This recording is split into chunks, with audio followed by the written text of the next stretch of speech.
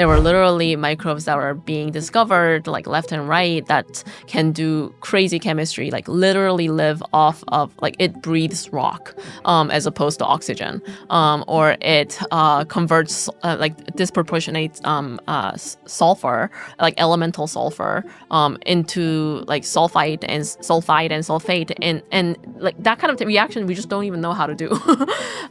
So if you look at a microbial genome, like even for really well-studied microbes such as like E. coli and Mycobacterium tuberculosis, you're finding half to like 2/3 of their genes being unannotated. We just don't know what they do. So we basically ran the whole pipeline in order to discover new sequences, new sequence functions in this really well-studied microbe that thousands of labs have studied for tens to hundreds of years. And yeah, we were able to find like 4 proteins that we could actually validate in silico. And I'm like, why didn't we know this before? One of the sponsors for this video is LatchBio.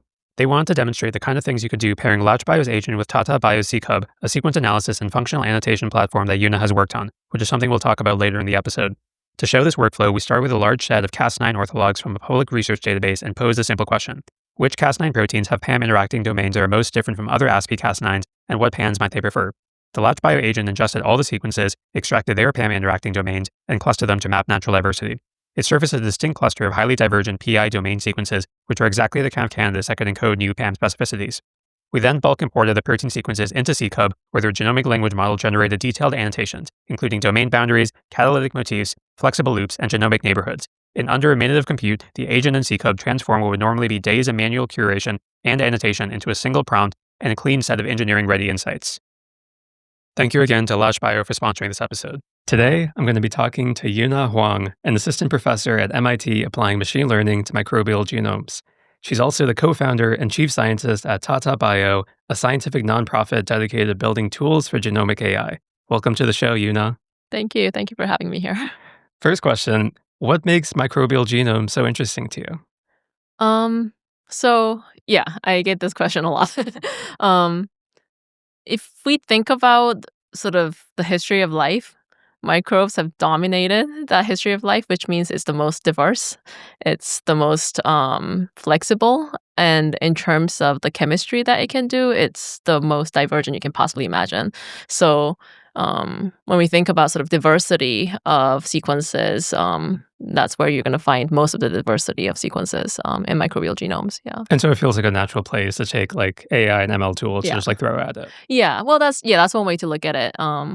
I think when we think about, like using biology to do cool things, I think about, doing cool chemistry. Yeah, so there's like a utility aspect there as well. Yeah. When you were like were you focused on this topic since your undergrad days, or was it something you switched to during your PhD? Yeah, so I was a computer science student in undergrad, and I learned about like human genomes. I was like, I was interested in biology, but I got really hooked when I learned about this field of environmental microbiology, which sounds really niche, but it's essentially you're looking at life in very extreme environments or places that you wouldn't really typically look for life, such as the deep sea or deserts and so on. And then you're finding new types of life, all that, through sequencing, through different kinds of methods. And that's when I really got hooked in terms of like scientific interest. I think it's like an interesting trend in a lot of people applying AI to these like somewhat niche fields in biology is that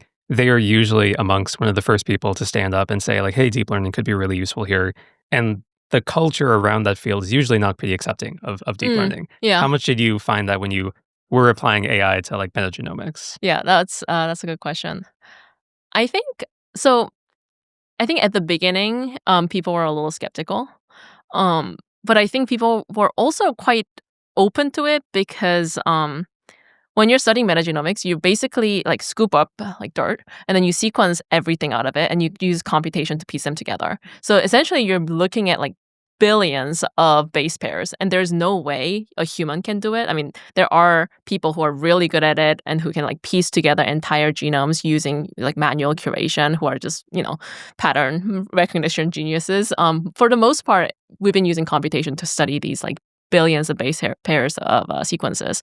So in that sense, people are not so opposed to the idea that, wow, maybe we're not very good at, doing this. Maybe we do need machines. We do need some extra layer of understanding in order to understand this massive amount of divergent data. Traditionally, I'm not super familiar with the field, but my interpretation is that the traditional bioinformatic tools for studying metagenomics are like you're literally matching nucleotides between sequences that you found in like one pile of dirt to another pile of dirt. What is your pitch for what's a better way to do it? Yeah, that's a good question. So sequence matching is definitely part of the workflow.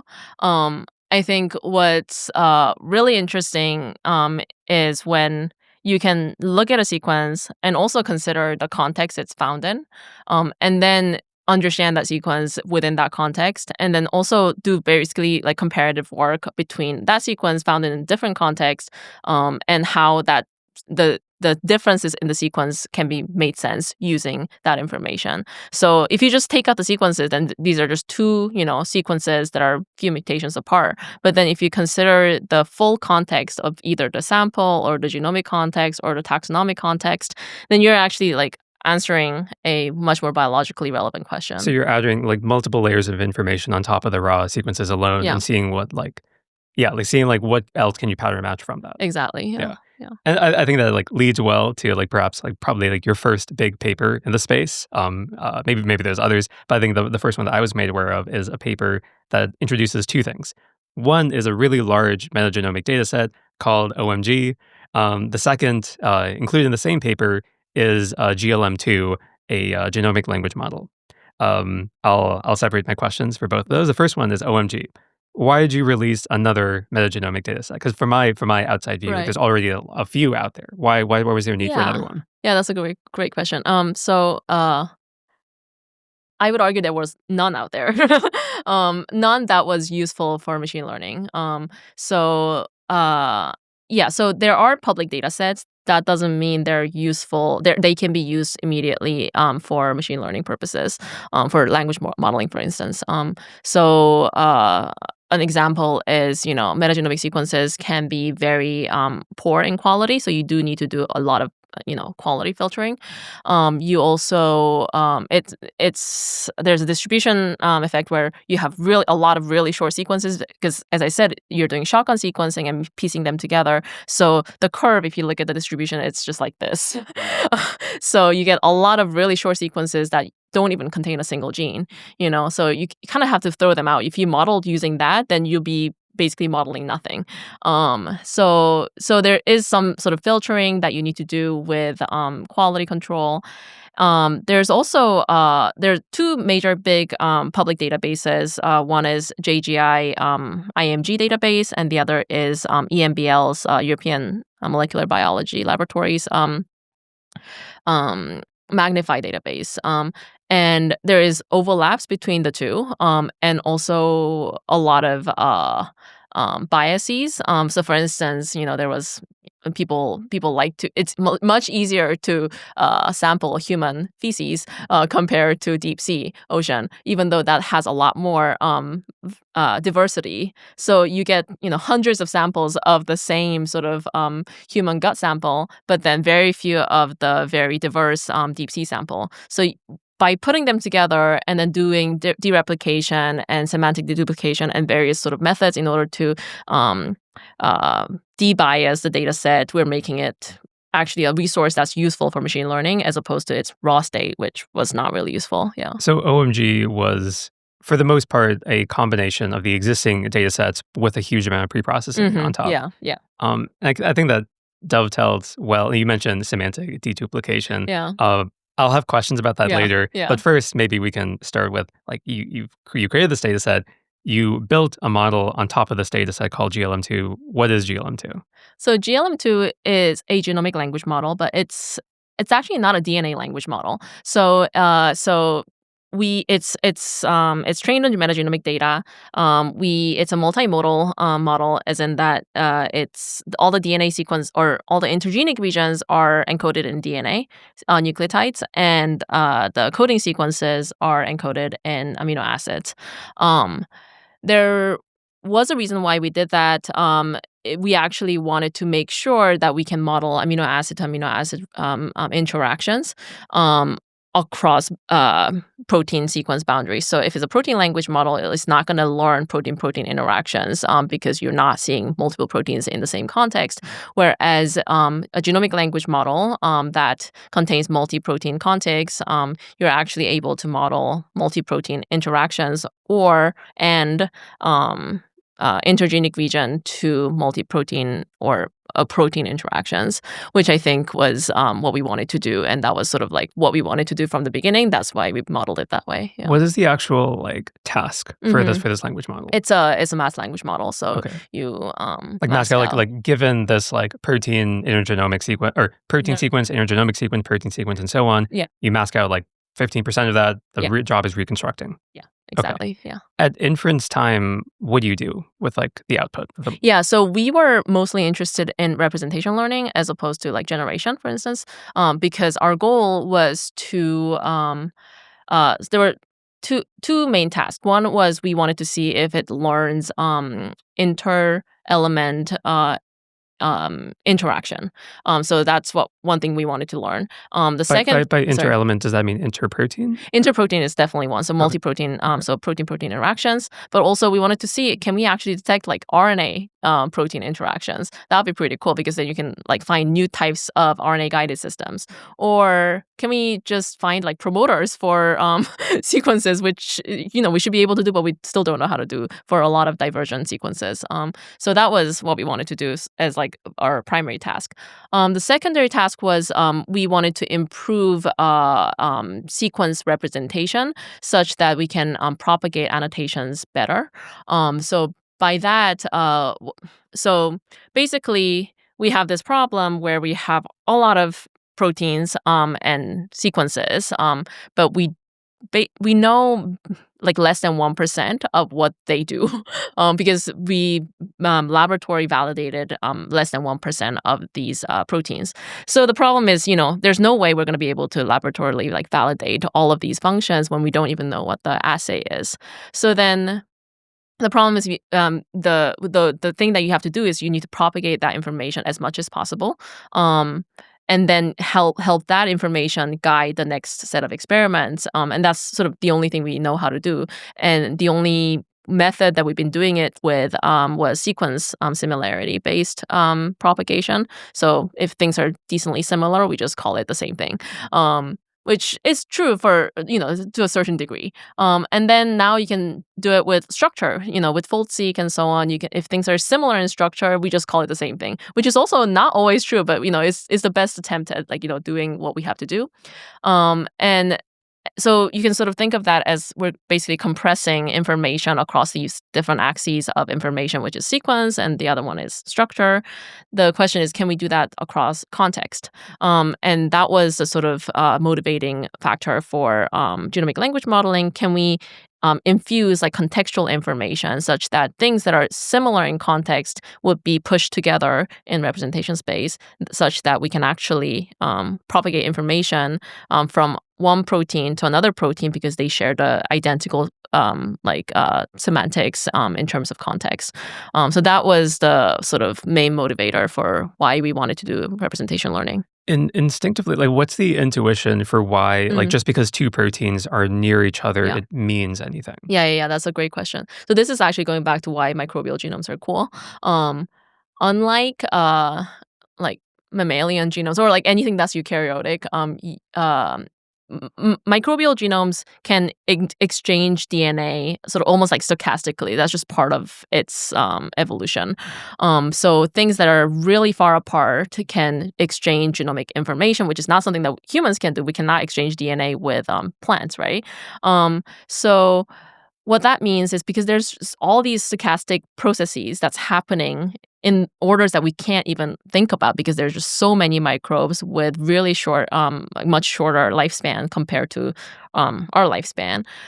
These processes have been happening for the past billions of years. So there's selection pressure that's keeping these sequences together in a certain order. And this is probably, some of these things are the things that we can rationally understand, as in like these 3 proteins must be kept together because they literally form a complex that, if one fell apart by chance, that organism just would not live and therefore would not propagate that particular arrangement of the genome. So certain ways in which genomes are arranged, gene content and genomic organization, all of these things have some sort of meaning.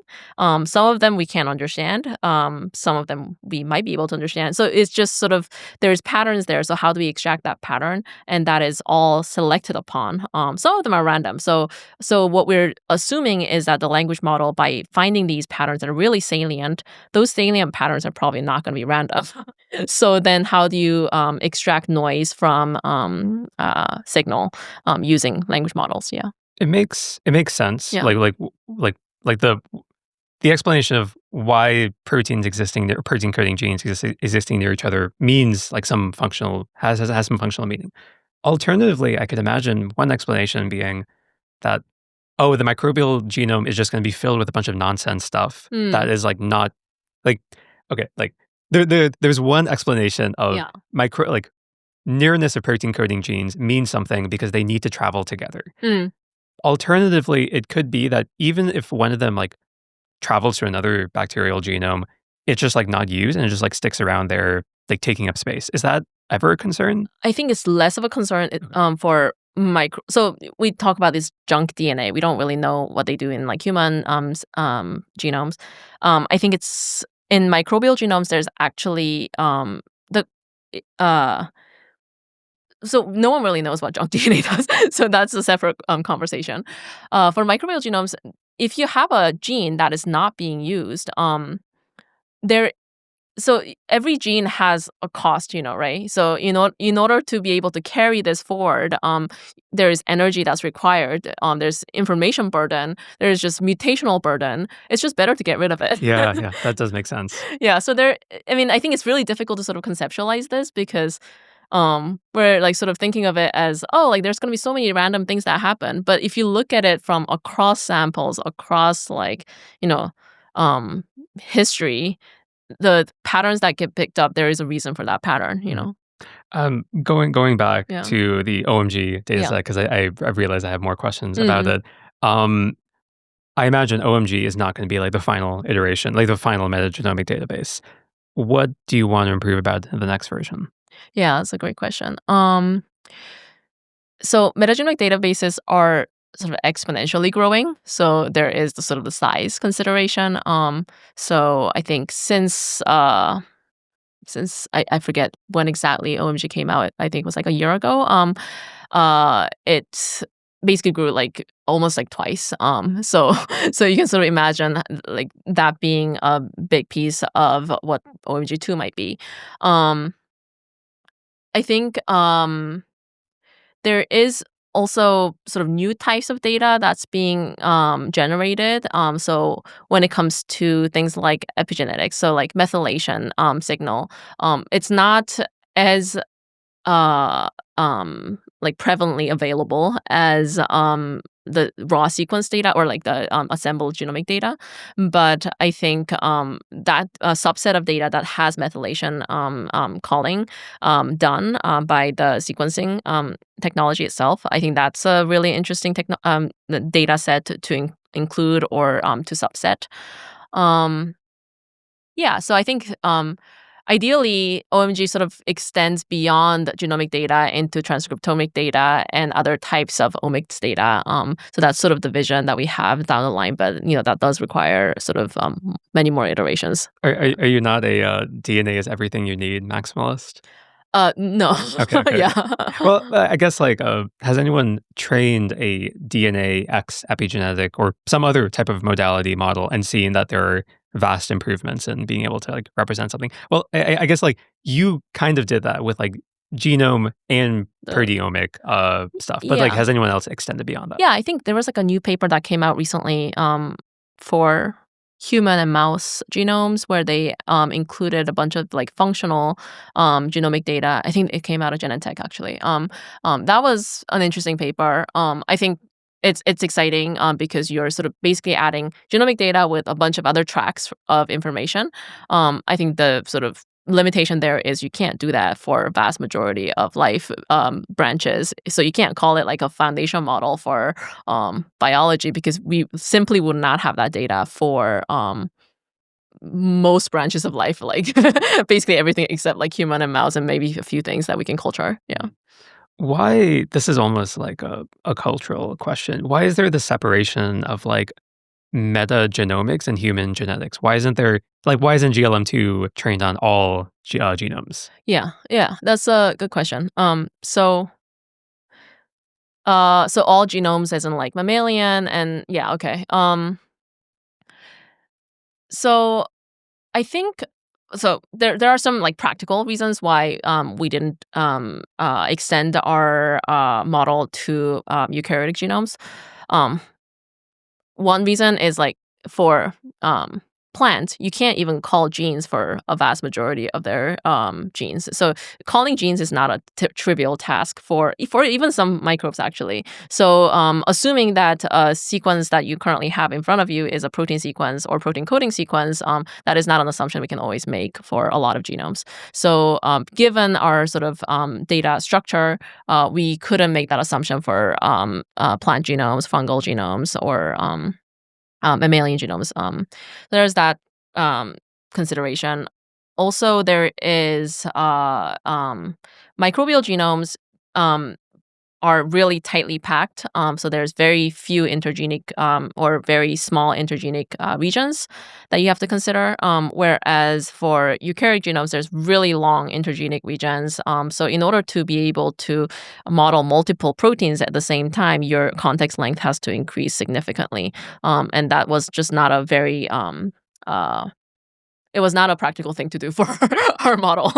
um, and uh, and I think in terms of sort of if you're thinking about like data like bang for the buck kind of situation, you're getting so much more from microbial data, not just because things are more packed, but it's just way more diverse. So if you're just taking if you had a pool of data that was sort of organized in terms of diversity and you were picking things out, like vast majority would just be microbial genomes and microbial genes. So why inject human bias and then add like a human genome when it's not really for like understanding human genomes in its like sort of innate purpose. So that was sort of the reason why we didn't include mammalian genomes. Is it fair to say, at this point, the thing you need to turn up is quality of the existing data rather than quantity of more sequences? Um, Or is it non-obvious? I think it's very obvious we need more label data, and I think everyone probably agrees there. The question whether we need more metagenomic data or more unlabeled data, it's probably nice to have. It can't hurt. um, but it's just a matter of you have a lot of metagenomic data, and then you find patterns that are becoming more and more salient because you have data that's less sparse, and therefore you are recognizing cooler patterns. But there's no way of understanding what those patterns are if you can't match it to any labels. So that label data is a lot more valuable, in my opinion. Yeah. What do you think is I guess this is a good question the protein people have also, but I imagine proteins are a little bit more conserved. There's 20 possible amino acids. Yeah. Maybe not. Maybe that's also a contentious point. But at GLM2, how close to full universal microbial or how close is it to fully understand the universe of microbial genomes? Um. If we take GLM2 and we Mhm. apply it to say the genome of a hydrothermal event bacteria, Mhm. how good is it at representing that particular genome? Yeah. so if it's in the training data set, Sure. it will be better at it than when it's not in the training data set, as with any language model, including protein language models. If you throw in a sequence that it's very different from seen sequences, then ESM-fold will fail. AlphaFold will fail. Same with representations for GLM2 and so on. So yeah, I think so there is value in training this sort of like base layer, going from sequence to some sort of representation or some sort of understanding, because if you have a really divergent sequence that's out of the training set, then it will not generalize to that particular sequence. But I guess Yeah. like the dream for like the Yeah. MSA or non-MSA protein Mhm. language models is that it has this like universal understanding of proteins, regardless of like how many MSAs actually exist for the protein. Right. Do you think like how so like AlphaFold, like as the MSA depth like goes down, the Yeah. like performance gets worse? Do you see something like that also for GLM, where like as a sequence gets further and further away from the training data set, it also goes down? Okay. Do you think you'll ever escape that? That you'll ever like discover some like universal grammar for microbial genomes, or is it just like so diverse it's like unlikely? I think it's probably the latter, but Yeah. maybe there Yeah. there are cool new advances that prove me otherwise. For like moving like away from Yeah. the actual data set and like more closer to the model, what was the context size for GLM2, and why did you pick it? Yeah, we I forget the exact context size, but sort of the benchmark was we wanted to include about 10 genes. And the reasoning there was we're looking at sort of an average length of operons, which or average gene number for operons, and then we wanted to have multiple operons, and so that came down to about like 9 or 10 genes. Yeah. Mhm. Do you see, or do you kind of intuitively expect, as a context window expands, you see better and better representation performance, or does it probably max out? Yeah, that's a good question. We experimented a little bit with sort of varying the context length. For the tasks that we benchmarked against, we did not see a significant improvement as we increased the context length. But that's the benchmarks that we use, which is limited because what we know is limited. So uh, yeah, it's all against what you're measuring. So if you're measuring against something that's super obvious, then the model is going to learn something without needing a lot of context. But if you're measuring for things that require multi-protein context across multiple proteins, across interactions that are really far apart, then maybe it actually benefits from including that context. So I think the things that we're measuring are too shallow, and too, we are trying to understand biology and we're sort of like chipping away at sort of emergent properties that come from biology, and these are really obvious patterns that we've observed. So no wonder these obvious patterns are the first ones to be picked up by without necessarily requiring like large context. Yeah. When you say obvious patterns, I'm curious, like what did GLM2 tell you about microbial genomes that was like interesting? Mm. Like you mentioned, like it was like able to. I think I read in the paper that it was able to pick up like inner genomic elements and like what each one of those inner genomic elements potentially mean. Yeah. What could it do besides that? Yeah.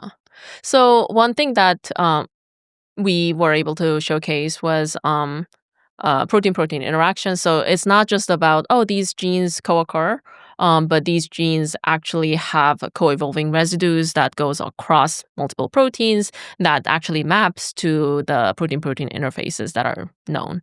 So if you apply that to things that we don't know much about, then we can actually resolve new types of PPI interfaces. Can you walk me through like how you extract PPI information from a model like GLM2? Yeah. So this actually was in collaboration with Sergey's lab. Sergey's lab showed that you can use this method called categorical Jacobian, where you are getting out co-evolving residues within a protein, and you can basically use that in order to identify residues that are close together and therefore co-evolving, and then you're basically like turning the 3D structure into like a 2D space. But you could technically do the same thing for protein-protein interaction. It's just two things folding together. But in order to do that, you need to have an understanding of which of these protein variants co-occur across in the genome, right?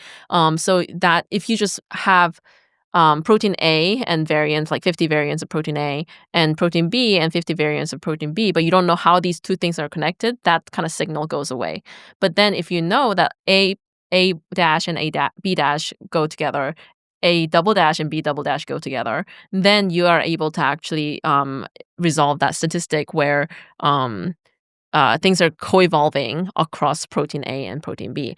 Yeah. When you say like they co-evolve, does that like translate to like they're close in the embedding space? No, so co-evolve literally meaning if one residue changes in A, then another residue that it's in contact with changes too, because of the biophysical sort of So this is like relying a little bit on GLM's ability to generate genomic sequences. So it doesn't generate. Okay. So it's so basically if PLMs or ESM essentially sort of learns the compressed MSA, right? GLM2 also learns compressed MSA, but it's like paired, which means it's like if you just had A and B together and then you concatenated them and then ran MSA, you would actually get similar signals, right? So you're basically finding that kind of signal because you're incorporating genomic context into modeling. Yeah.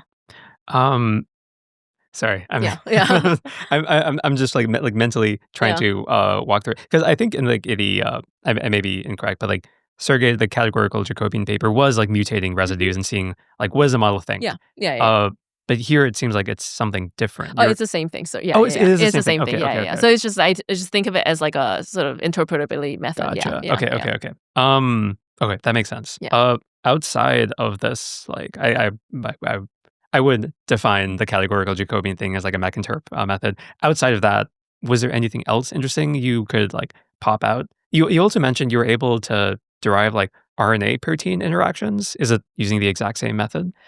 So we have seen some evidence of RNA, yes, using the same method, RNA protein interactions.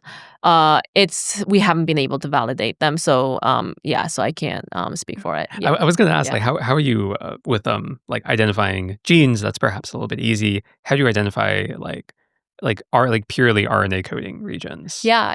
It's so small RNAs and tRNAs have such conserved structure. It's actually very easy to spot them using like GLM's like way of looking at the data. Yeah. So like if we ran like categorical Jacobian on a stretch of DNA that contains RNA coding region, I guess RNA sequence, then it lights up immediately because of the hairpin structures that's really salient in RNA. Yeah. Mm-hmm. And like one thing we have been continuously talking about is like models like these are potentially really useful for annotation of existing metagenomic sequences. And I think there was this really interesting thing you did with the OMG dataset that actually relied on the GLM2 model that it was trained upon, called semantic deduplication. Would you be able to like just like walk through what you did there? Yeah. So this was to tackle the exact problem where we have arbitrary chunks of DNA, and because of the way so the classical way of deduplicating would be sequence alignment. So that's what protein language models do. So you cluster, and then you cluster using basically sequence similarity, and then you pick from the class to cluster. And that's one way to sort of make sure that you're not overrepresenting your training data with one cluster.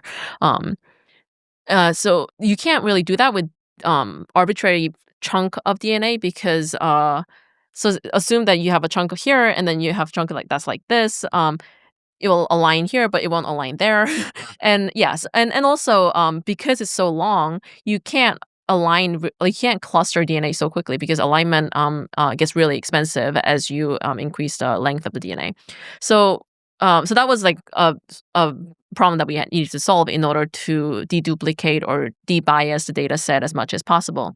So we were actually looking at image literature, or sorry, computer vision literature, and they have the same sort of problem where there's just a lot of images, and how do you make sure that you don't have a model that's only trained on like cats and dog images because that's what people like to take photos of, then you need to like either classify them or, but then if you just classify everything as dogs, then maybe you want to keep some of like diversity in dogs, so there is, how do we debias the data set with as little bias as possible, as little human bias as possible. So I think one method that people have used in DNA language models is, okay, let's just like use taxonomy as label, and then we're just going to sample one from this genus, one from this genus, which I think is a fair thing to do. But the problem with metagenomics sequences is that you don't always have taxonomic labels. You're literally getting sequence from like a pile of dirt. So which may include like brand new like genuses. Yeah, exactly. Okay. So and you don't want to bias against those either. So we wanted to we trained a small model that was essentially the same thing as GLM2, and then we embedded all of these contigs, and then we sampled from those contigs in order to be able to debias the model as much as possible. Yeah. How do you judge whether this like works? Yeah, so we had a benchmark. So we basically designed a benchmark that was actually quite a lot of work, because if you just rely on one existing benchmarks, then the model seems to be doing worse. Once you make the diverse data set more diverse. So, and that's the reason is the data itself is over. So what's overrepresented in the data set is, say, for instance, E. coli, because that's what's most studied. But also, what the existing benchmarks are based on is also E. coli. So then, might as well just train an E. coli model. Why do you even go about training a metagenomic model? So what we did was we actually, before we even trained the model, we actually worked on getting together a really diverse set of embedding benchmarks. So, and this is really like when we're sampling sequences, we're sampling across the tree of life, not just from E. coli. And that was like a very deliberate thing that we did before we even started training GLM2. What does benchmarking even look like for a microbial language model? Is it are you purely measuring yourself by your ability to reconstruct the genome, or is there something else? No. So we don't even actually consider like perplexity as like a good metric. Okay. So we what we did was we looked at how good the representations were, or as in the embeddings were, for various tasks. So one is a classic task of does it actually capture phylogenetic relationships between sequences? So there are statistical models that you can use in order to resolve the phylogenetic distances between sequences. And I guess the important thing to do there is to make sure that these sequences are sampled across the tree of life. So we did that, and then we basically compare the embedding distances to phylogenetic distances between the sequences. That's like one benchmark. Another benchmark is, can this embedding can this representation space actually compress information such that sequences that are far away in sequence space or structure space but actually do the same thing in function, bring them closer together. So that's sort of you're using like metric that is like nearest thing in space in order to retrieve. So it's a retrieval based benchmark in order to be able to find things that are similar in function that we've hand curated across the tree of life, to see if you can do that using embeddings only. So we're benchmarking against ESM and other types of embeddings to see if it performs as a retrieval task. Yeah. The thing I would be like very like I think like a protein like RMSD benchmarks are fairly trustworthy because you can like trust that the X-ray crystallography was like correct. Right. With function annotation, how much can you trust that like these papers that you're pulling the functional annotations from actually did their job correctly? Yeah, that's a good question. So it's like really hand curated. We do look at the papers. We make sure that the function that we're looking at is it's correct. Yeah. So for instance, like there's an example of like enzyme functions. So people so I think that was actually one of the benchmarks. So given a sequence, you're trying to predict the EC number, which is an enzyme commission number, which represents what kind of reaction it can do. But the problem is there is positive data, but there can actually be, so one enzyme can actually do multiple enzyme reactions depending on the context. So just because it wasn't documented doesn't mean it's not possible, right? So it's actually very common for a single sequence to be able to confer multiple enzymes in certain hierarchy that are in the same class but different substrates. So there are cases where our model actually predicted, this sequence is likely to conduct both of these reactions with equal probability or similar weight to each of these reactions. And there's only data for one, but not the other. So we cannot really say for sure that this is wrong.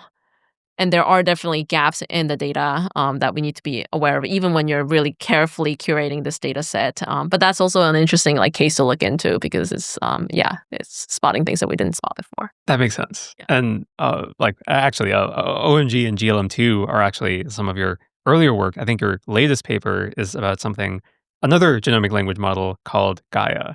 Could you walk me through what Gaia exactly is? Yeah. So Gaia is actually not a genome. Well, actually, I would call it more of a system that's built on top of GLM2. So Gaia is essentially a search engine. So what we wanted to do was demonstrate that GLM2 embeddings can be used to find sequences that are similar in function. And the way we did that was, it needs to definitely find sequences that are similar in sequence because otherwise that's like the least you can do.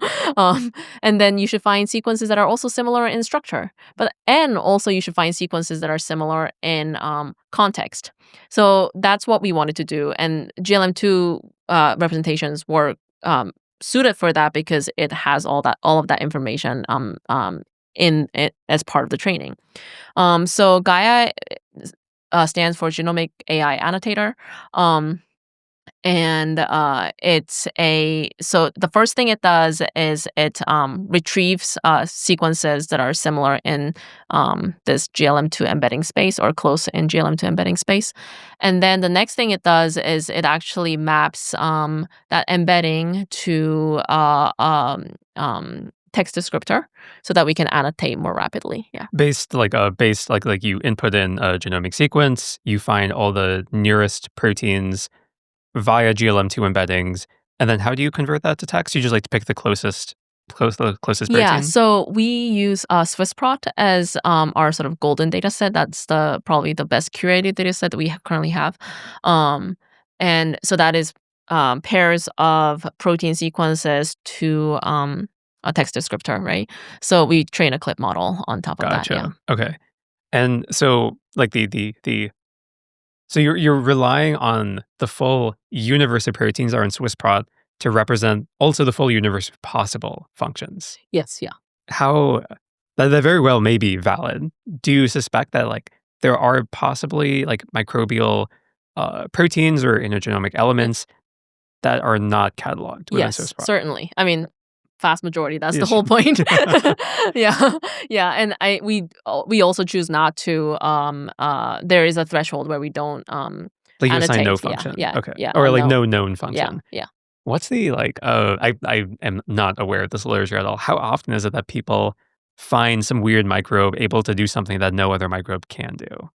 Very, very often. Yeah. So So if you look at a microbial genome, like even for really well-studied microbes such as like E. coli and Mycobacterium tuberculosis, you're finding half to like 2/3 of their genes being unannotated. We just don't know what they do, and that's not even including things that are just like this is a membrane protein, which still doesn't tell us anything about the function. So there's that problem. But if you look at a random microbe from soil, 80%, 90%, if not like 95% of their genes will have no annotated function using basic like sequence-based methods. Um, and then I think what was the second question? Like what was the fault? Yeah, question on top of The that. the second question was Yeah. we can skip that part. Yeah. What was it? What was the second question? I forget. The question I just asked was about function.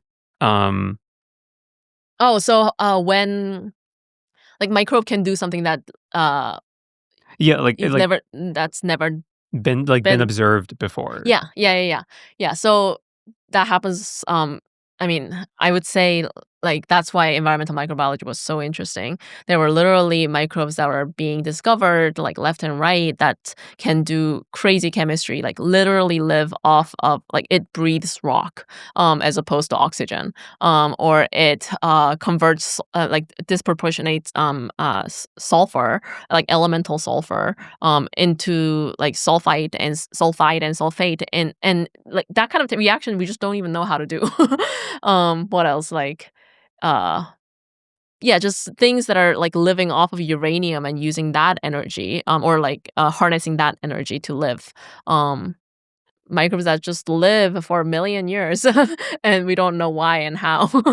um There seems to be like yeah. two elements here. Like one is trying to annotate like functional genomic elements that like we reasonably understand like well like what's like this exists somewhere else in the microbial kingdom. Maybe this does it in a different way, but like the function is conserved across other domains of life.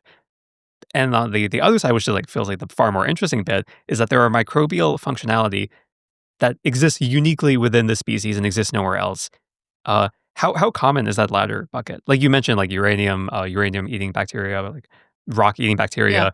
Like, is it usually like there are very specific like species that do this exact thing and nothing else does it? Um so interestingly, there's more and more cases of convergent evolution happening where there's multiple ways of doing the same thing, which is not that surprising if you think about it.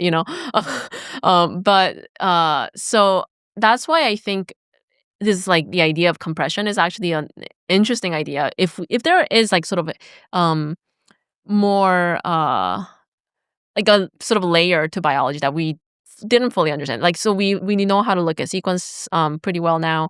Um, but if there are patterns underlying those, and then if we can use those patterns to actually uh, match like functions, so that we can actually discover new functions that have convergently evolved to do the same thing, that would be really cool. Yeah. Is like going back to Gaia now that I imagine you have this setup for turning the pre-trained GLM embeddings into like functional annotations for this like dark universe of microbial Mhm. genomes. Have you done that? Like have you gone through like every single unannotated genome, applied Gaia to it, and is that all just like stored somewhere? Yeah. So we did that experiment with Mycobacterium tuberculosis, where like 2/3 of the genes we don't know what they do. We actually developed, so it was kind of like hard to do this manually because you're still looking at like 2003 it was I think like yeah 2000 3000 genes, and then you're trying to figure out what it is using Gaia annotation. So we actually built like Gaia agent, which would then trying to validate what the Gaia annotations are given the context. So we basically ran the whole pipeline in order to discover new sequences, new sequence functions in this really well-studied microbe that thousands of labs have studied for tens to hundreds of years. And yeah, we were able to find like 4 proteins that we could actually validate in silico. And I'm like, why didn't we know this before? Like one example is it's like 2 proteins that each were annotated as uncharacterized protein in literally every single database that we looked at. And then and when you search it individually, you don't get any matches. But then if you fold them together and search, and you actually get a match to an archaea, which is an entirely different domain of life that have diverged billions of years ago. And you get very little sequence similarity to the extent that you won't be able to find it using typical tools. But if you look at the structure, is actually almost identical. And that's like a membrane transport protein, protein complex. And then another one was that one was really interesting because it was like a very small like ORF in front that was never annotated in Mycobacterium tuberculosis because it was really small. But then it also had 2 other proteins that transforms that tiny little protein peptide into something that's antimicrobial. So that's something that's like 3 systems that we weren't able to identify previously because we were only looking at each one separately instead of looking at the full picture. Could you walk me through like Gaia as a platform makes a lot of sense to me. What does Gaia agent exactly do? Yeah, so Gaia agent, what it does is what like a really good microbiologist would do in silico, but just automates the whole thing. So Gaia agent looks at the full context, which is what microbiologists would do. So you see a protein and you look at its annotation, you look at all the motifs that this protein has alongside all the motifs for other proteins have, and all the DNA sequence motifs, and then you're like looking for patterns across the tree of life. Oh, these 2 things co-occur together, or there's a co-orientation and very small spaces between the genes, which likely means they actually travel together. And then you're sort of doing reasoning across the functions of this reaction happens and this reaction happens. Most likely this gene is probably doing the reaction that goes from this product to this substrate. So if you have a reaction chain, for instance, then you can actually figure out so you have product A, and then substrate A going all the way to product D, and then there's steps B and C. And we have reaction enzymes for reactions, the first part and the last part, but we don't know what's doing the middle part. You can make a reasonable guess that the protein that's found somewhere near those 2 proteins might be doing that particular reaction. And you can actually use that kind of reasoning to be able to essentially fill the gaps and like de-orphan this particular enzyme reaction. So like does a reasoning, so like Gaia agent treats like GLM2 as a tool alongside like the rest of the literature. Yeah. Okay. And also other tools such as like FoldSeq. So we give it FoldSeq, and you give it other types of bioinformatic tools that you can access in silico. Ideally, you also have access to like automation labs, but we're not quite there yet. Gotcha. Why is it just like too computationally expensive to just like let this rip over the entirety of all unannotated microbial genomes? Yes. It's a little bit it's not cheap to run this, and we're looking at a lot of genes. So one thing we're actually looking into doing right now is we're gonna look at a few hundreds to like a few thousands of genomes that are sort of like on the wish list of all of these like biologists. So we're just gonna run it and then see and then also like share that result so that people can use it. Yeah. I'm curious, like, what's the I'm completely unfamiliar with like what the typical metagenomic workflow of a biologist looks like. What's the fundamental difference between just like providing a gene sequence into GLM2, seeing what like proteins are nearby in Swiss prot and like nearby in the embedding space, picking up the nearest Swiss prot protein as like, okay, this is what this protein does, versus using Gaia agent? Like why do you need reasoning on top of that? Yeah. So if it's a sequence that has a good match to a Swiss prot sequence, then that's Like you go home after that. Yeah. You don't need to even run Gaia. You can just do this with BLAST. I think the problem is for a vast majority of genes, you don't even have that match. That's why, when you run a typical genome into like genome annotation tool that relies on BLAST, you will get like 80 to 90% of the genes as unannotated or something that's kind of meaningless. So how do we make that 50% or 40%? And that's done by compressing that space so that we can make more associations faster. Yeah. That makes sense. Yeah. You had this offhand comment about like how you discovered an archaea-esque protein within this like very well studied protein that is distinctly not archaea. And you've also mentioned in the past that like how potentially models like these can like dramatically change our understanding of what the tree of life or phylogeny in general looks like. I'd love to get just like your take on that subject. Yeah. So I guess on the sort of tree of life side, yeah.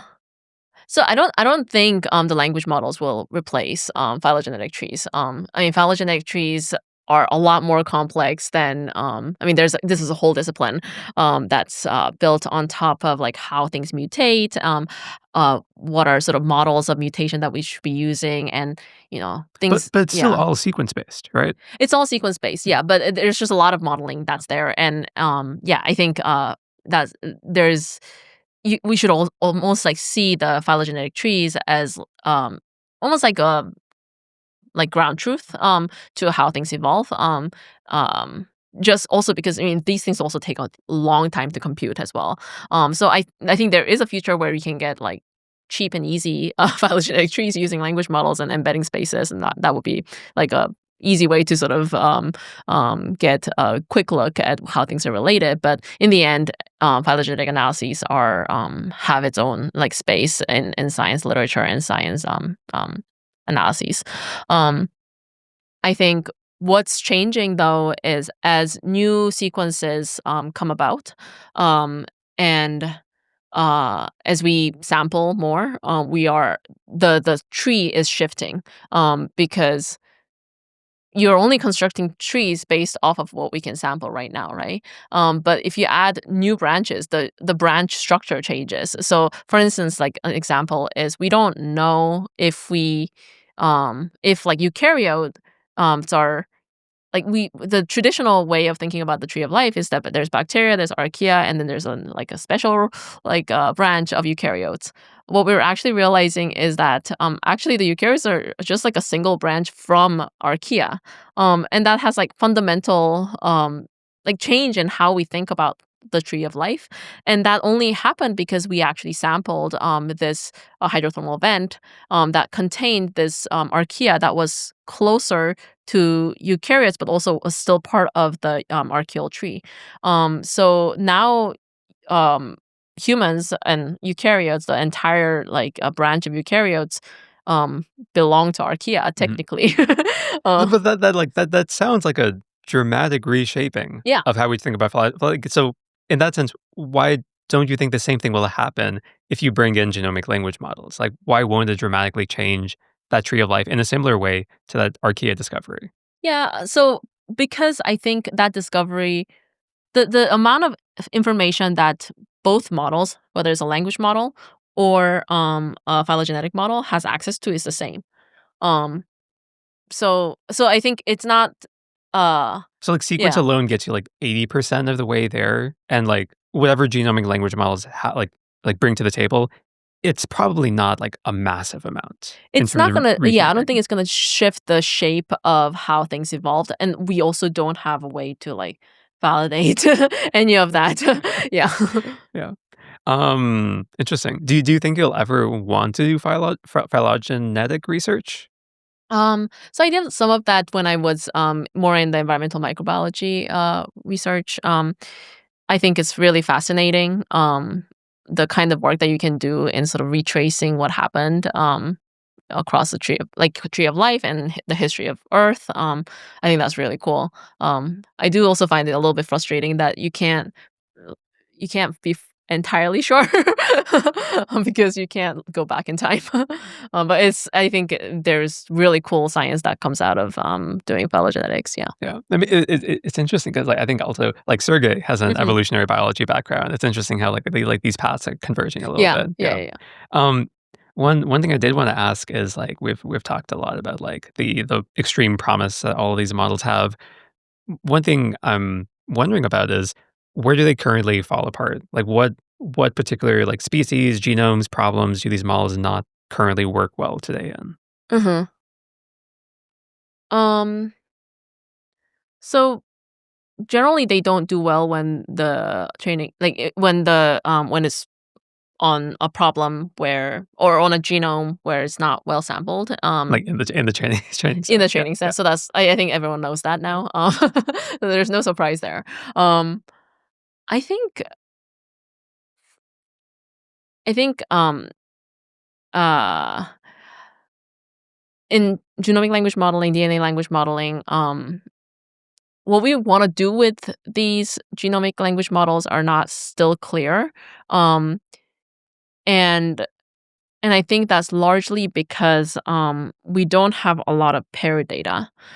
So when we think about protein language models, it's pretty clear how you can assess uh, the quality of the protein language models because you're trying to go there's a paired data of structure, right? So you have a lot of protein sequences, and there is really good set of structure from very different systems and so on. So you can actually benchmark against structure. But for genomic language models, I would argue we don't have that data to benchmark against. And I think everyone likes to talk about function, but I think that data set is still very much limited, and extremely biased, and it doesn't really it doesn't do the justice of showcasing that GLMs are learning functional information. It's just impossible to sort of utilize this model because there's nothing to sort of pair it to. So for protein language models, you can use it to design a new structure or new sequence. But for genomic language models, because we don't have this other modality to condition it on, we don't know how to use it yet. Yeah. Do you think we'll ever get to the world of single model to rule them all? Maybe GLM2 also spits out protein structure, and maybe that's an area you can check. Does that make sense? You have these auxiliary outputs that help you help you understand what is the model able to understand, or is the model where it's a little bit up to vibes and you're unsure as whether it's understanding it. Yeah, I think that's how we've been sort of benchmarking a lot of these models, right? So Evo and GLM2, we can make GLM2 generative as well, and then we basically generate a protein and see how good the protein is, and then we benchmark against the protein language models. We can do all of these things, but what's the point? You can just also have a protein language model. Yeah. So I think we're still figuring out how do we what is the problem that we're trying to solve with genomic language models. For us, we've been focused on annotation. How do we make annotations better? How do we make representations better?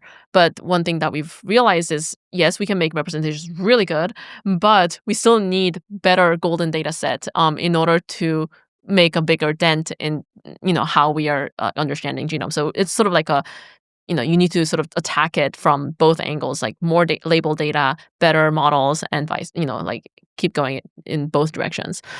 So that's one sort of area that people can work on. I think there's also genome design is another. I think the same problem comes into play. What is a better genome? For proteins, I think there's an axis that you can optimize on, I don't know, binding affinity, binding affinity, stability, thermostability, things like that. For genome, I think that's a lot more, a lot. I think there are ways to sort of fine tune it to do one thing. But there's no general sort of axes that you can like optimize generations for, Well, or condition. I know that this is something you've mentioned in the past about how like microbes are often capable of chemistry that is either almost impossible for us to do or straight up just impossible for us to do. Mhm. Is not a clear benchmark just being able to generate a microbial genome, which like innately allows you to sustainably produce something that we otherwise cannot do outside of that microbe? Yeah. Do you think like we're close to that at all? Like for GLM2, how good is it at generating microbial genomes outright? Well, so in order to do what you said, like just right before, which is, wouldn't it be sort of the benchmark to be able to show like, oh, this generation can do something that nature cannot do, or something that we wanted it to do, that doesn't already exist. Then you need to be able to condition, Yeah, right? yeah. The It generation. needs to be in your train set. Yeah, yeah. So, but what I'm trying to say is that conditioning signal or conditioning data set doesn't quite exist at its full scale to be able to do that. So, yeah. Well, let's say Yeah. that you just want to like replicate something. Like there is like this one microbe that like feeds off of uranium. You want to be able to create a microbe that is very much like it, but perhaps is like as easy to grow as E. coli or something. How well can you do that today? Yeah, that's a great question. Um, I think that still comes back to the annotation problem, where given like microbe that can feed off of uranium, we don't know which parts are important, which parts are not important. Yeah. And then Well, I guess like this yeah, is why you potentially would want to like max out the context length of the model like this, so you can just like feed in. You can get them all to spit out an entire genome, and then you don't need to know what is important and what isn't important. Is that a fair way yeah, to think yeah. about So it? Okay. then, so basically, then like what would the training objective look like? You will have genomes that can do us like chemistry X, right? And then you need to generate a sequence given this like chemistry X, and then you need to make it also like E. coli. Yeah, I guess Yeah. that second part's a bit difficult. Yeah. Because otherwise, if you just say, okay, like we already know this genome Y can do chemistry X, and if you tell the model to build a genome that does chemistry X, and it will just output something that's similar to genome Y. And you could say, oh, that works, like maybe you get really lucky and it's a few mutations, synonymous mutations away, such that it doesn't actually change the biology at all. But all you've done is just sort of like maybe, I don't know, learn synonymous mutations. Yeah. One thing I was surprised by about like by the Evo 2 paper, and perhaps all genomic language models, is that it is difficult. Like there's no way currently to condition it on anything other than sequence. Yeah.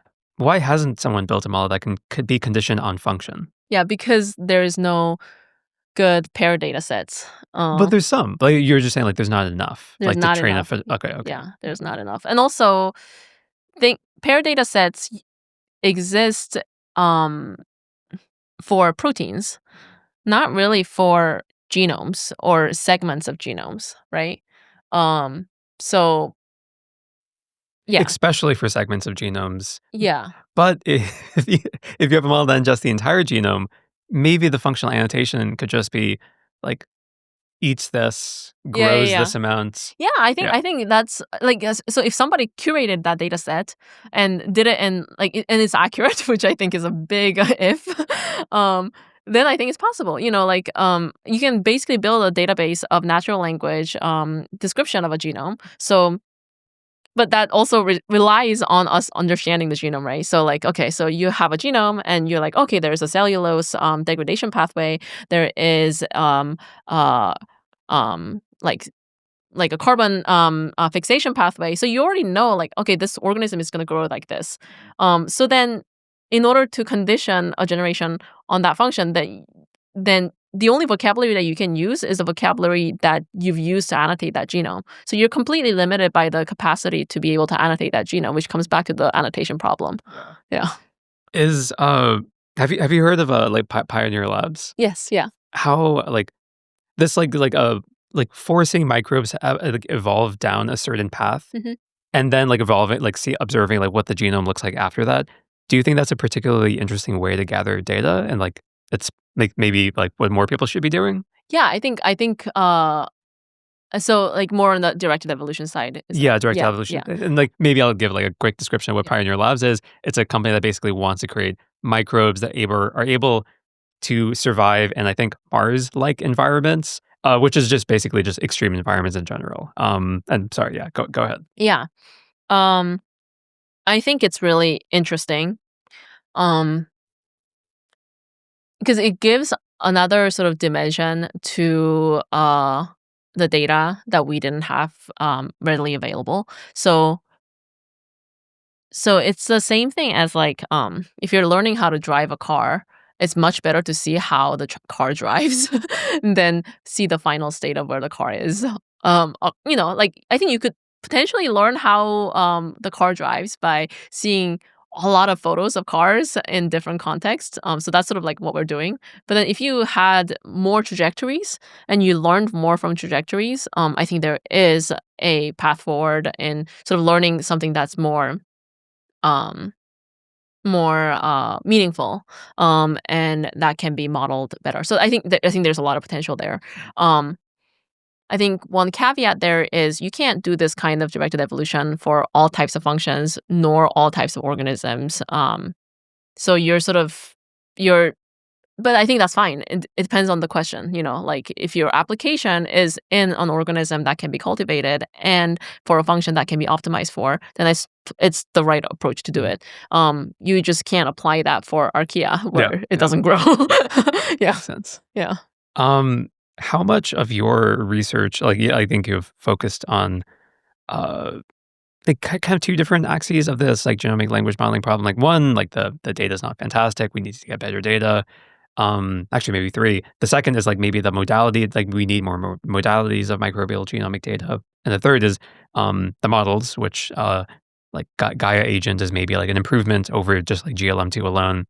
Which of these three are you most interested in personally pushing forwards? Sorry. Yeah. The three were one. What was? Yeah, sorry. Sorry. The one is like the total quantity of like labeled genomic data, Oh, quantity of labeled genomic data. Yeah.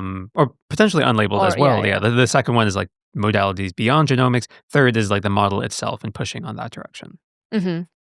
I think they're all sort of like tied. Yeah, Because the label data is sort of like, you know, like you're labeling and therefore you're adding another modality to that's your fair. data set. Yeah, yeah. Um, So yeah, one and two are the same. yeah, yeah. So I think for me, I guess adding new sort of data modalities to genomic data, I think is the most sort of exciting path forward because then you can start actually condition things on function. Like you can actually imagine being able to do things that we can't do with the toolkits that we currently have and the knowledge that we currently have. So I think that's just sort of like the most exciting path forward. Yeah. Yeah, that makes sense. And so yeah, we've talked about OMG, GLM2, Gaia, and also Gaia agent. Yeah. The many of these things were spawned from Tatta Bio, Mhm. which you're one of the co-founders of. It's a scientific nonprofit uh, dedicated to developing like tools for genomic intelligence.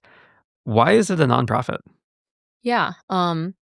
So Tatta Bio is a nonprofit because we're trying to tackle a problem that may be too big to tackle for an academic lab in an academic setting, and also very interdisciplinary in terms of it does require a lot of software talent and machine learning talent, which there are plenty in academia, but it's difficult to just organize that team in an academic setting. But also, there's no immediate incentive for the market forces to solve this problem. so so say for instance, like the annotation problem. It's clearly a really important problem because it limits what we can study and what we can understand, and it obviously is gonna sort of underpin new research directions that have um, unknowable like value. um, but neither the market nor academia are sort of tackling this in the sort of the scale that we wanted to tackle it at. So that's the reason why we are a nonprofit. And like, what is the actual like? I mentioned like Tatta Bio is developing genomic intelligence, which is like I think that's straight up like on the website. Yeah. What do you consider the purpose of Tatta Bio to be in terms of like what is it delivering to people? So what it's delivering to people right now is helping people to better understand their genomic sequences. I think it's clear that genomic sequences cannot be understood by humans. So human-machine sort of collaboration has always been the case for understanding genomic sequences. And how do we make that better? How do we augment that? So that's sort of the big mission that we have. So that's sort of what we mean by genomic intelligence. Being able to truly sort of truly understand genomes, but not necessarily in the sort of like the rational sense that we have. It's like this part does this, and this is evolved because of that. It's really being able to harness the genomic information that's currently available and engineer it and modify it in the way that makes sense for applications. So that's what we're currently doing. I think within that, there's like the tool building, there's infrastructure building, there's sort of community orientation, like all of those things are sort of part of our mission. Actually, one question I wanted to ask for a while: why is it called Tatta Bio? Because actually, when I've brought up the company to other people, they thought like, oh, is it tied to that one like Indian consultancy company?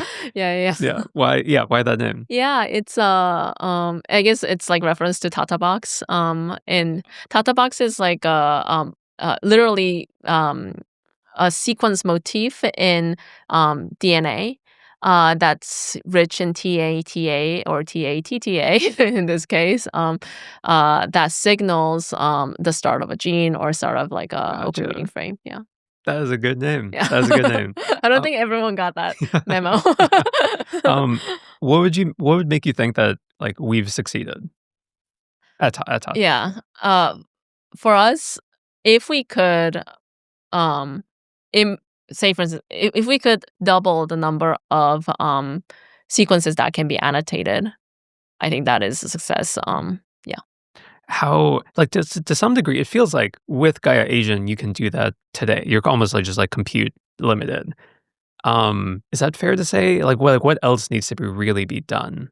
Yeah. I think there are just real sort of dark patches of the sequence space that we haven't fully explored. And I think so if you can imagine like if it was literally just a map and there are complete dark patches, and if we can figure out a way to generate hypotheses for any one of those sequences, that's going to sort of make a big impact because now we've already built a very good way to compress that information so that we can propagate that information really quickly. So then there are definitely like areas that we should really be studying because it's going to make a big impact in how we understand sequences. So that is sort of how I see it as a sort of the next step. How do we identify those areas that are really poorly characterized but has high impact potential, and go about experimentally validating some of these sequences and functions. Yeah. Okay, so is it like I guess I keep returning to this question of like the reason you don't want to let Gaia agent just like run over the entirety of unannotated sequences is that you're unsure about the validity of any one of those given predictions, and there's like more work to do as to figure out like where is Gaia agent reliable and where is it not reliable, or is there something else? So, well, I guess like you can always generate hypotheses. Yeah. But the question is how many of these can we actually validate and how many of these is it worth validating given the sort of resource limitation that we currently have. Well, like, I imagine like one thing you could do is like let it run across all microbial genomes and then just like give that information to the community and see like what they're able to like come up with. Yeah. So we are basically trying to do that. Okay. Yeah. So that, but we can't do it across the entire like trillions of genes. So we're making like we're trying to make a good selection of either genomes or genes that are like sort of on the wish list of people and scientists. Yeah. Gotcha. Yeah. Do you imagine like froze have a specific length of time they exist before which they become for profit? Yeah. Or they just die entirely Yeah, because yeah. they fulfill their mission.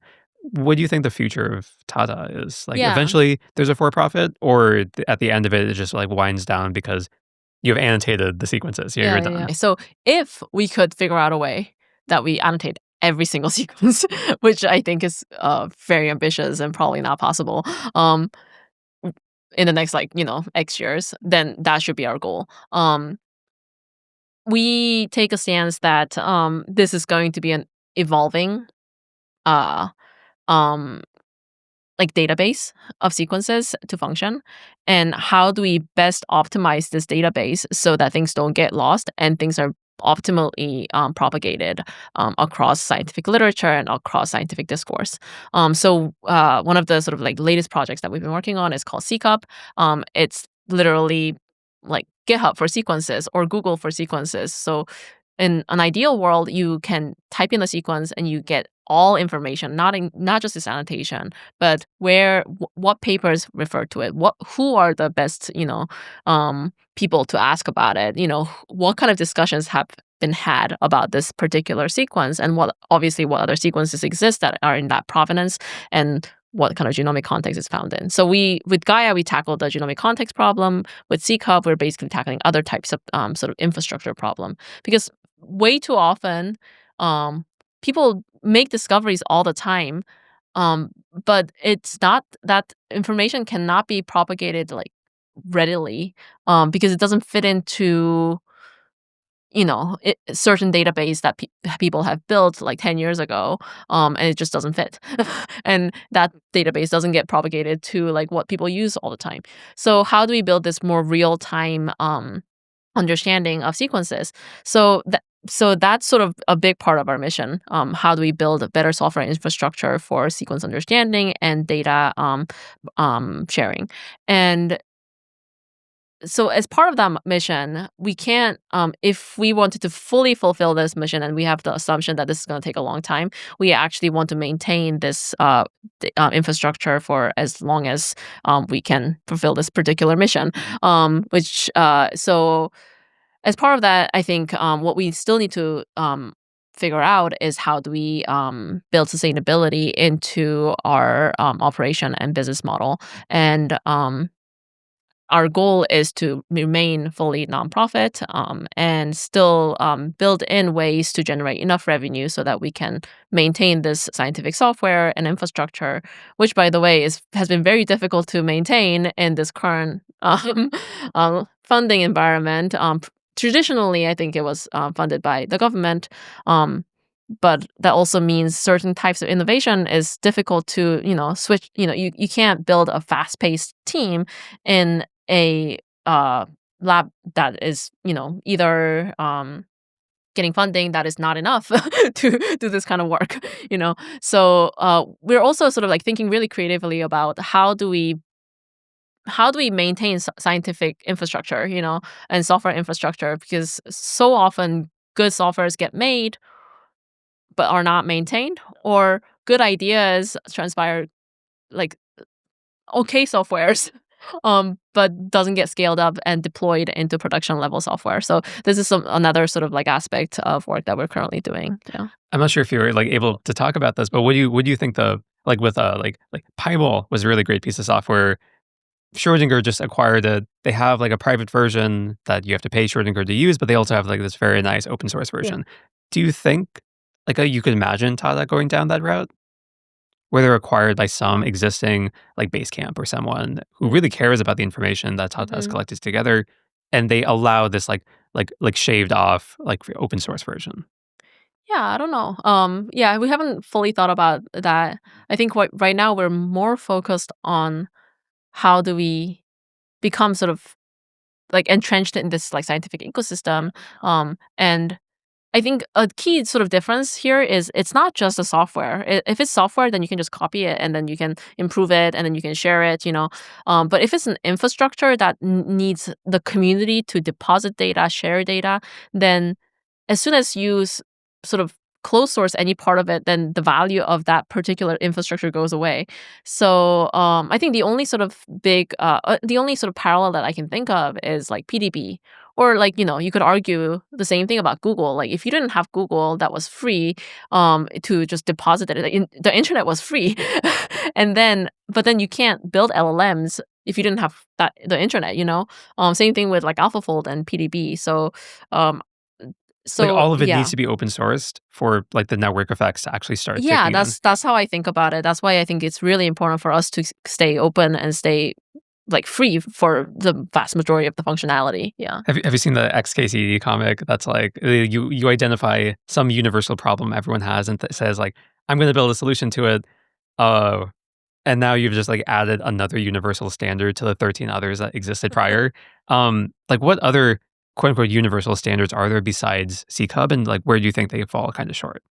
So in the space of like sequences, I mean, I think UniProt is a great example.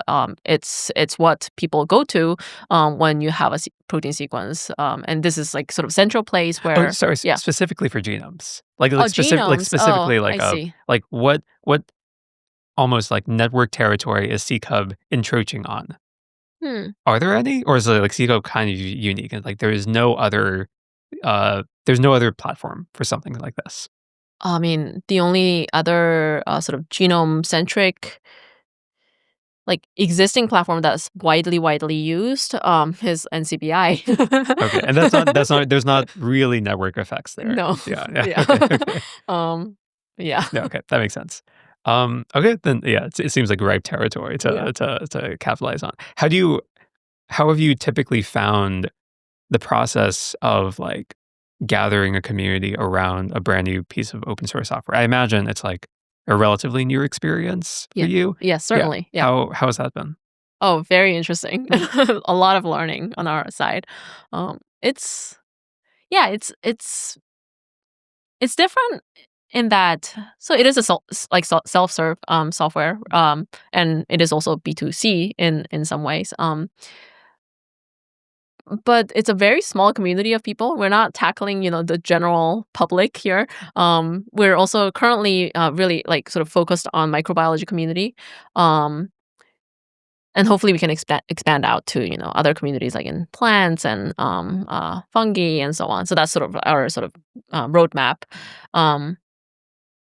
Yeah, but we need to sort of get in the head of scientists and think about why do we do what we do, and why do we want to contribute, and how do we contribute, and where do I spend most of my time, and like what are the most like biggest pain points that we have. So all of these things that we need to think about when we design the software and the platform. And building good software is one thing, but building a community is just an entirely new thing that we're literally just figuring out like as we speak. Yeah. Especially if it's like, like you mentioned, the community is so small. Like I can't imagine the people who like would actively be power users of the software number like more than a few thousand people worldwide. How do you get in touch with all of those people and tell them like, oh, you should be using this thing that I built? Yeah. Like how do you convince them that this is worth their time? Yeah. For us, it's truly. So I think there's been a lot of like attempts at encouraging people to deposit data better, add more metadata, blah blah blah. I think, well, one thing, we need to make it really easy. So like, it should be depositing data should be super easy. And we shouldn't require them to do a bunch of things, So that's just sort of like a, a basic thing that we can build in. Another is we need to give them what they really want the most. And for us, it's better annotations. So when I was a student, it's like the most frustrating thing when you have sequences that you've like waited so long to get into your hands, and you look at it and so much of it is just hypothetical, and you're like just banging your head against, the wall to understand what these sequences do. And and that is the biggest motivator. If we can give them better annotations, if we can give them more insight on into what they're looking at, that's what's going to bring them here. And those are going to be the people who are going to be the most incentivized to contribute, because it will come back to sort of like benefit them and the community. So that's sort of our hypothesis. We'll see how that goes. I mean, that's kind of Yeah, fun. Like yeah. you have this platform which is really hard to populate to start off with, but the reason you'd want to interact with that at all is because you get access to like Gaia basically Hmm. as like a way to help you interpret what's going on. Yes, yeah. Um, why? What's like? This is maybe something I should have asked before. Why even care about having something like SeqHub? Is it like, yeah, like maybe you want more people to use Gaia, but like alternatively, Gaia could just be like a standalone Yeah. GitHub thing. Yeah, Like, yeah, why do yeah. you want a central place to deposit sequences? Yeah, that's a great question. Because we're trying to expand this label data set, this gold standard data set that we have, which is currently SwissProt. I think there is actually quite a lot of information that's outside of SwissProt. SwissProt is human curated, by the way, which is incredible. Like, there are curators whose full-time job is to look at papers and validate, oh, this is like a new sequence, we should add this to SwissProt. I think there's just a lot of knowledge that's sort of hiding in labs and hiding in people's brains and hiding in papers and supplements that can be organized a lot better so that we can actually improve sequence annotation without even having to do any experiments. And I think that is like sort of like thing that if we organize ourselves properly with infrastructure that is up to date and with correct incentivization schema, then I think we can we might be able to like double the number of sequences that we can annotate without even having to do any experimental workflows. And I think that is sort of like what we're trying to build right now. Yeah. What's the yeah, you said like SwissProt is human annotated, which makes sense why it's like so low throughput. Um, I'm curious, like realistically, how much knowledge is like hiding in the heads of people at these microbial genomics labs who simply like don't like have the results necessary to like write a paper about it and get it like deposited somewhere. Yeah. Like So how strong when you talk to these people, is it usually that they have like tons of things in their head that like they've been thinking about for decades, but like they just don't care enough to write a paper about it? yeah, I think that definitely exists, and I think this is also like a byproduct of the publication system. As in, if it's not a big story, then where do you share this information? And when it's not going to be really cited, Yeah. and when things are not going to be discoverable. So there's no incentive to write a single paper just to say this is something, you might be able to say, oh, like we have experimental results, but it's just not going to be a very highly cited paper. And so what happens typically is either it's sort of like a tiny little section in a large like paper. So you write a whole paper and then there's like a tiny little thing that says like, oh, we think this is this, or we have like high confidence this is this, based on this tiny little supplemental figure that no one looks at, and that never gets propagated to central database. Is it like the SwissProt annotators just have like so many other things they want to? Yeah, Okay, okay, yeah, okay. yeah. So there's that, and then there's just internal knowledge. Like people do experiments all the time. Like we do a lot more experiments than what gets published in the paper. So that there's like I think there's both of those sort of like at play in terms of what is a publishable unit, how can we make knowledge transfer be more efficient across people. So like imagine if you had to like write a publication for every single bug fixes in software. Like that just doesn't make sense. Yeah. And so like SeqHub, I think you guys officially released a month ago. Yeah. Am I correct? Yeah. And so a month has passed. Hmm. How like what's next on the roadmap? What have you seen the use cases are so far? Yeah. Yeah. So what we launched SeqHub about a month ago, and a key sort of difference between SeqHub and Gaia is that SeqHub can do like whole genome annotation, and it's also a place where you can deposit data. We also Sorry, yeah. how does it do whole genome annotation? Does it Yeah. just like split it up into Yeah. So basically, you can pull a like Gaia is a sequence like protein search, right? But we've extended it across like the full genome. So if you put multiple sequences, which is a genome, then it does automated annotation. Gotcha. Okay. So then now you can automatically create collections or data sets, right? So you have a data set for each genome. And then now we've integrated Gaia agent into SeqHub agent that can do multi-gene reasoning in a genome that is native to your particular data. So like given a genome that I've sequenced from soil, I have high conviction that this genome can produce a molecule or degrade a molecule. I can ask SeqHub agent, like, go through 5,000 genes that I've sequenced here in this particular order that is found in. Use all the tools that you have and find me the set of genes that's going to be involved in degradation of this particular compound or synthesis of this particular compound, or this thing is found in this kind of environment. So you basically can do reasoning that's a lot more complex than what does this protein do? So that's something that we've implemented for SeqHub. Essentially, all of that is just it's aligned with our mission and that we want to help people understand their sequences better. But it's also to make sure that we can bring in this community of people who really care about their sequences and want to share their knowledge. So the next step for us is to build this community of scientists who will generate this paired information with sequences to either human understanding or experimental data or sample data. We're just trying to get as much information as possible publicly for sequence to a label that matters in science. When we last spoke, you said you've mentioned that you think the way that science gets done will look very different in 10 years. What do you think changes? So one sort of idea that I have, I don't know, like this is sort of changing all the time, but I think there's been a lot of focus on scientific narrative.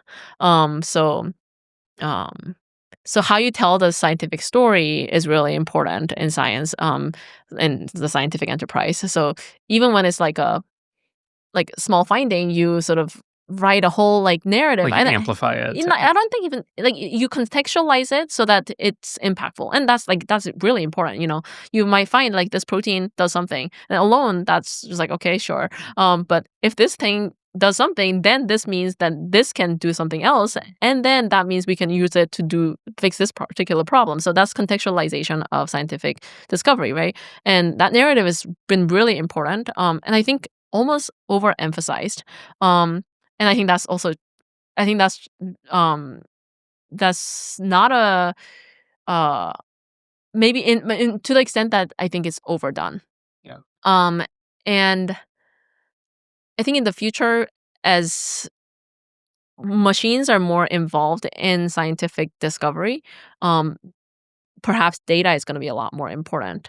And how we, I think, currently the narrative is more important than data. Data is just sort of like a zip file, and then people read the narrative, and AI agents read the narrative, right? So that's become really important part of science. But I think as we do more science with the data itself, not with the narrative linking, I think the data sets are going to be a lot more important. And maybe in the future, we're just going to be depositing in data and calling that a scientific product, which is not something that's being done today. And the sort of innovation is in how you generated that data, how meticulous you are, how innovative you are, and how. So I don't think the human role is gone, but it's just the data generation is done in a way that's so sophisticated that it has a big impact on the conclusions that we can draw from that particular data that is scientifically salient. Do you think we're currently poking at that with the release of Future House's Cosmos? So the existing AI co-scientist stuff, and where you can just plug in your data. Yeah. How much do you how much have you used those? How much do you trust them today? Yeah. So I think it sort of goes back to the same question of human language and narrative. and how much emphasis we want to put there. I agree that language is a very important medium in which we understand things and then link concepts. But overemphasis on narrative and using only agents to natural language agents. So I'm not saying the current agents are like this. They're more capable than this is a worst case scenario. The worst case scenario is the AI agents only read and it doesn't do any data analysis. I'm sure it's still gonna find something new, right? It just read a lot of papers and then you chat with it and you're like, oh, what does this protein do? It probably doesn't. It probably does this. And I think in an ideal world, there's more emphasis on the data part and sort of the understanding of the data without the sort of biases of language. Whereas the language is sort of how it communicates with humans. So I think we're not quite there yet in terms of how do we build scientific systems. I'm not even going to call them agents because I think that places too much emphasis on the narrative. But how do we build systems that can conduct science and scientific inquiry that can go beyond human narrative and human understanding. So that's I don't know. I think about it a lot, but in some sense, I almost imagine the natural language agents that also Gaia perhaps, or Gaia agent perhaps uses are somewhat poisoned by the fact that they have read narratives and have hyper focused on certain things that perhaps not actually that useful or interesting. Mm-hmm. When you look at Gaia agents reasoning traces, how much do you see this? That it's focusing on what you personally would not have focused on. I see. Okay, yeah. And sometimes that's a good thing, you Yeah, know. yeah. Sometimes it's not a good thing. I think I mean, yeah. So I've seen cases where Gaia agent just sort of doesn't focus on what it's supposed to focus on. And there's no reason for it, it's just doing what it wants to do. And